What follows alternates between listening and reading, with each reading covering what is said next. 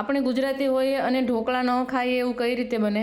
તો આજે આપણે બનાવીશું એકદમ ખાટા ઢોકળા, જે ગુજરાતીઓના ખૂબ જ ભાવતા છે. અહીંયા મેં ઢોકળાનો લોટ રાત્રે આથી લીધો હતો અને એના અંદર આપણે ખમણેલી દૂધી, આદુ મરચાંની પેસ્ટ, બહુ બધી કોથમીર, હળદર અને મીઠું સ્વાદ મુજબ નાખીને સરખી રીતે મિક્સ કરીશું. અહીંયા મેં 1 કિલો જાડા ચોખા, 200 ગ્રામ અડદની દાળ અને 200 ગ્રામ ચણાની દાળ લઈને કરકરું પીસી લીધું હતું અને રાત્રે મેં ખાટી છાશની અંદર પલાળી દીધું હતું અને સવાર થયું તો સરસ એવો આથો આવી ગયો હતો. હવે આપણે એને એક વાટકાની અંદર 2 મોટા ચમચા ભરીને નાખીશું. સાથે આપણે નાની એવી અડધી ચમચી જેટલો ઈનો નાખીશું અને સરખી રીતે હાથેથી બધું મિક્સ કરીશું.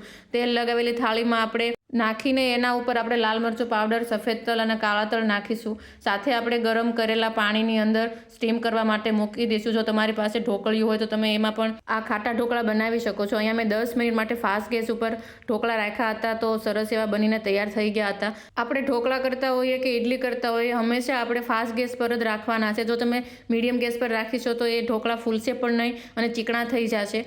ફાસ્ટ ગેસ ઉપર આપણા ઢોકળા સરસ એવા બનીને તૈયાર થશે. ઇડલી હોય કે ઢોકળા આપણે ફાસ્ટ ગેસ પર જ કરવાના છે. અહીંયા તમે જોઈ શકો છો કે સરસ એવા ઢોકળા બની ગયા છે. ઉપરથી મેં તેલ નાખ્યું હતું, થોડી ઠંડી થઈ એટલે કટ કરી લીધા હતા અને ખાવા માટે આ ખાટા ઢોકળા એકદમ ટેસ્ટી બનીને તૈયાર થયા હતા. એકદમ આ ખમણ જેવા મુલાયમ પોચા ઢોકળા બનીને તૈયાર છે.